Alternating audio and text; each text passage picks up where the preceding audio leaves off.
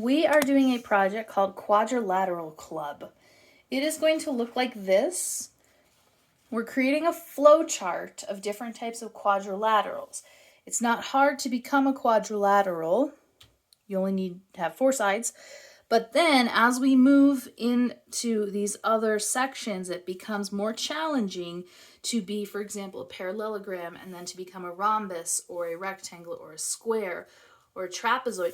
There are specific parameters or features that each of these polygons needs to have, even though they're all quadrilaterals. So we're going to draw our own flow chart like this. One box, and then it splits into 2, so all of these are parallelograms, all of these are not.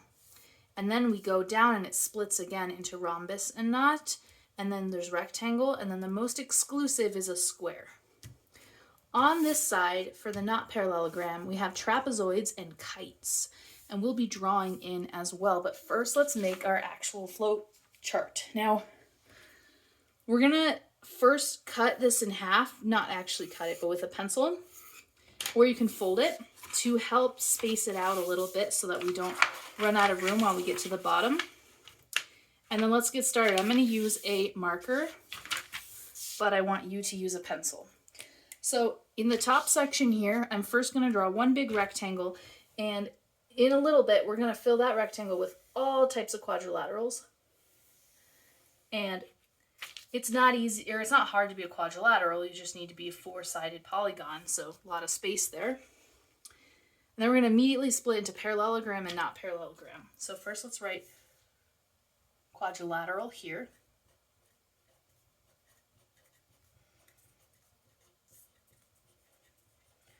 Okay, now we're going to split into left and right. Quadrilaterals are either going to be a parallelogram or not to be a parallelogram.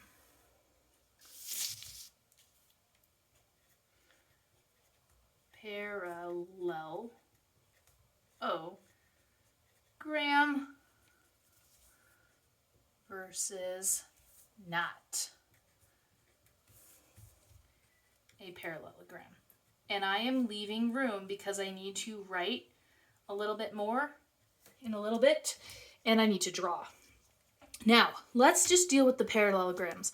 So we're going to be on the left side of the paper, and parallelograms can be split into some different categories. So once you have a parallelogram, it could be a rhombus. So let's draw for rhombus or not a rhombus. So rhombus with a silent H. So it's either a rhombus or it's not. And then down here, if you're not a rhombus, you might become a rectangle. So we're going to do another box, but not all the way at the bottom. Leave space across here. So if you're not a rhombus, you could also become a rectangle.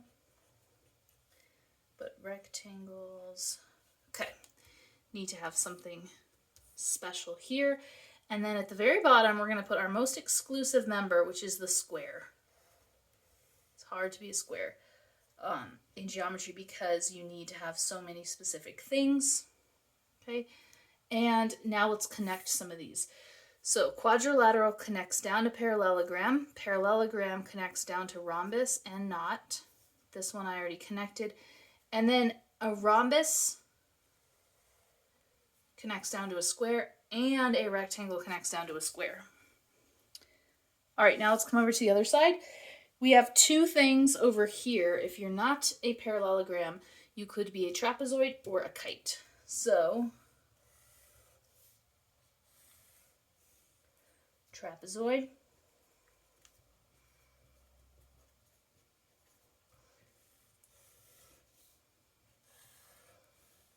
Kite. Those are our 2 over there. And we're going to connect quadrilateral down to here, not a parallelogram down to trapezoid and kite. Here's what it should look like. Now we're going to add some color. Just use whatever you have, and we'll try to make each box a different color, but if you have to duplicate some colors, that's fine. On this one, I used orange twice, and it was fine. I kept them away from each other. And then when you color it, like this box is red, and then the pipes going down are red and red, to show that red comes down. And then green, the pipes come down, green and green, blue, blue line, purple, purple line, as you're going down the flow chart. So take a moment and just pick a color. You're just outlining the box. Don't color it in because we are going to be putting things into the box. So go ahead and select that, orange, and then the lines going down. Go ahead and color the outline of each box. All right, mine is colored, and I decided to draw a line through the middle separating out parallelograms versus not, but that's up to you. Now we're going to draw, and we're going to start at the top, and we're going to draw quadrilaterals and write the parameters for what makes each of these features, or each of these polygons. So in order to be a quadrilateral, you must have 4 sides. That is what makes a polygon into a quadrilateral. It's 4-sided. Okay, and now you can draw some. So you can draw any 4-sided quadrilaterals that you can think of, and you want to draw at least 5 or 6. So go ahead and draw some different quadrilaterals. They can be squares, they can be rectangles, they can be rhombuses, they can be parallelograms, or they can just be kind of a funky shape that has 4 sides. 1, 2, 3, 4. That is also a quadrilateral. So draw 5 or 6 quadrilaterals. Okay, I drew a bunch of different quadrilaterals. Now we're going to come over here to the parallelogram side. So in order to be a parallelogram, you have to have the thing above it first, because these are all in the same club. All of these are in the quadrilateral club, but they just might get more specific. So to be a parallelogram, yes, you have to have 4 sides, and then you also have to have 2 sets of parallel sides. And then I want you to draw a few different parallelograms. So draw one that looks like this, but also draw a square, a rectangle, a rhombus if you have room, because these are all parallelograms and we want to draw more than one example. So I'm going to use my ruler to draw a square, and I'm going to make it a 1/2 inch on each side. And then I'm going to draw some other parallelograms as well. So now I'll just draw a regular parallelogram. I'm going to try to make the diagonal lines parallel with each other. Okay, there's one. I have parallelogram, another parallelogram that's a square. I'll draw a rectangle. And a square is a type of rhombus. I'm going to draw another rhombus, which is like a slanted square. It is a parallelogram, but with equal sides. So let's do 1/2 inch. And then 1/2 inch, 1/2 inch, and 1/2. So these are some of my different parallelograms. Now, in order to be a parallelogram, you have to have 4 sides, and you have to have 2 sets of parallel sides. Now we're going to take these parallelograms and mark the parallel sides real quick using some color. So for example, these 2 are parallel, and these 2 are parallel. So I'm going to use some color to show the parallel sides. Come through and do these. those are parallel, and those, to show that each parallelogram has two sets. Now we've split our parallelograms into two categories. So you're already parallelogram and you're already a quadrilateral, but you are either a rhombus or you're not a rhombus. Well, what makes a rhombus? You have to have everything above it, so 4 sides and 2 sets of parallel sides, but you also have to have all sides are equal in order to be a rhombus. So now I'm going to draw a parallelogram with equal sides. There are 2 examples. You can draw a square, which is a rhombus because it has 2 sets of parallel lines and all the sides are equal, or you can draw a slanted square. Both of these are rhombuses. I actually would like you to draw both if you're able to.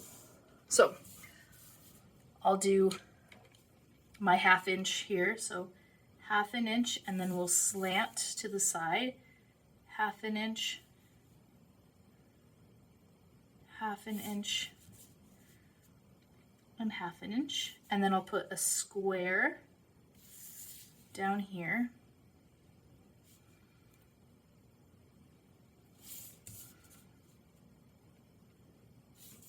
These are my 2 rhombuses. Now, to show first that it has parallel sides, because it needs to have parallel sides per the category before it, I'll mark my parallel sides. So this and this are parallel to each other, and this are parallel to each other. Then these 2 are parallel, and these 2 are parallel. Now, here's how you mark equal sides in geometry. You just use a little line to show that they're equal. So 1, 2, 3, 4. I'm showing that all 4 are equal. 1, 2, 3, 4. And that's how I show that they have equal sides. Now, what is not a rhombus? Everything else from up here. So to be a rhombus, you had to have equal sides and all of this. But to not be a rhombus, you still have to have 4 sides. You still have to have 2 sets of parallel sides in this category. Then you would be everything else without equal sides. So maybe I make a skinny rhombus like this one, and I can also put rectangles into this category. So I will make a regular parallelogram that's not a rhombus, but it's still a parallelogram because it has those parallel lines, but it doesn't have the equal sides. These 2 are longer than those 2. And I could draw a couple other things. I could draw a rectangle. So it's not a rhombus, but it is still a parallelogram because it has parallel sides, and it is still a quadrilateral. Now we're going to take from the not a rhombus category and talk about rectangles. To be a rectangle, you have to have everything above it. So you have to have 2 sets of parallel sides and 4 sides. But more specifically, to be a rectangle, you have to have 4 right angles. And that's what makes a rectangle. 4 right angles, 2 sets of parallel lines, 4 sides. So here's my rectangle, and I'm going to mark 1, 2, 3, 4. If you have room, draw a square in there too, because this has 4 right angles in it too. Now, mark your parallel sides.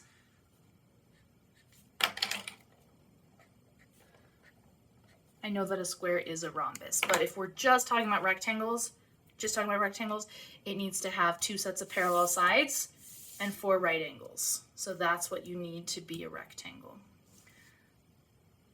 Okay, now last but not least, we have the square. And to be a square, you need to have all equal sides.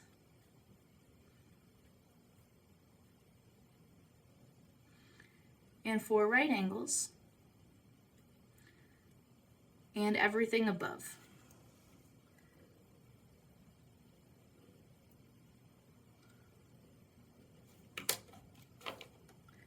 Parallel sides. I marked my right angles with a square in there, and then I'm marking to show that they are equal. So to be a square, it needs to have a lot of things. It needs to have everything above it. It needs to be a four-sided quadrilateral. It needs to have 2 sets of parallel sides. All the sides have to be equal, and that makes a square. A square is technically also a rectangle because it has 4 right angles, and it's a rhombus because all sides are equal. So that's why it's into both these categories. All right, now let's pop over to the not a quadrilateral side. Not a parallelogram side. So we have some quadrilaterals that aren't parallelograms. So what I want you to do over here is draw some quadrilaterals that do not have 2 sets of parallel sides. So for example, I could draw something like this that only has 1 set of parallel sides, but it's still a quadrilateral. It's just not a parallelogram. I could draw something fun.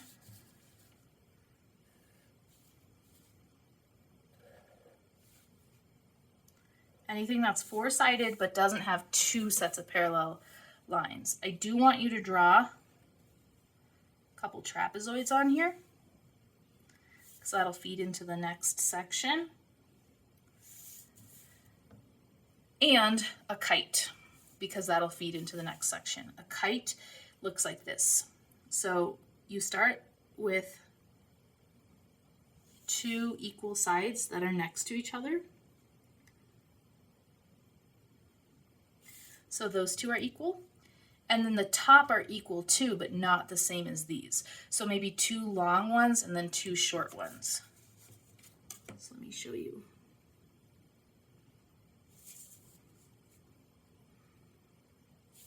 So this one and this one are equal, and this one and this one are equal, but the 2 bottom ones are bigger than the 2 top ones. That's a kite. All right, so these are not parallelograms. And now we'll get into a trapezoid, which is not a parallelogram. To be a trapezoid, you have to have 1 set of parallel lines. Just 1 set. And I want you to draw 2 different trapezoids at least. You can draw more if you want. The most popular type of trapezoid is this one. There's our parallel lines, and then it comes down like this. And then you could also do similar to this one. So parallel long line, parallel short line, and then connect and connect. And then mark the 1 set. 1 set of parallel lines. 1 set of parallel lines. Now over here, we're going to draw a kite. And a kite has adjacent pairs of equal sides. So adjacent means next to.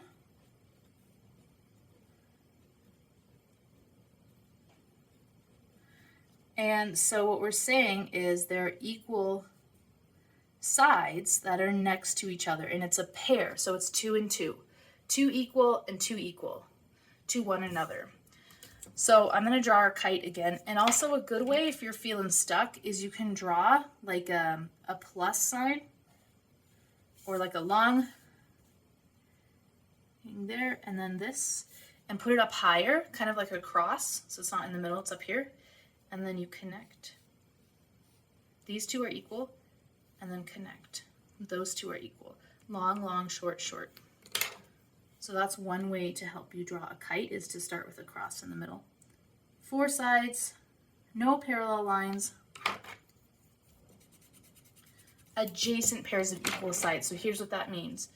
yes, and yes. Those two are equal. And then we're switching to a double line for a different symbol. Equal, equal. So this is our Quadrilateral Club flow chart. If you want to, you can color yours. What I did is I started at the bottom and I colored the square a certain color that I liked, and I matched it with this color, purple. And then I went up and colored it purple. Here's another square, purple, and then I came all the way up to the top and colored it purple. So all my squares are the same color. The rectangle, colored it blue, and then I went up and colored this rectangle blue, and then these rectangles blue. Same with the kite, red, red, red. So I kept the colors trapezoid because this box is yellow, yellow, yellow. So if you'd like to, you can color it. I might color the background too to show parallelograms versus not parallelograms. And that's up to you how much decoration you want to do. And then afterwards, there will be some questions you can answer. Remember, if you're asked about, for example, a rhombus, it requires this and then everything above it. To be a rhombus, you need this and this and this. To be a kite, you need this and this, because there's nothing here. So it needs anything that is above it to become that specific geometric figure, and that is our quadrilateral club.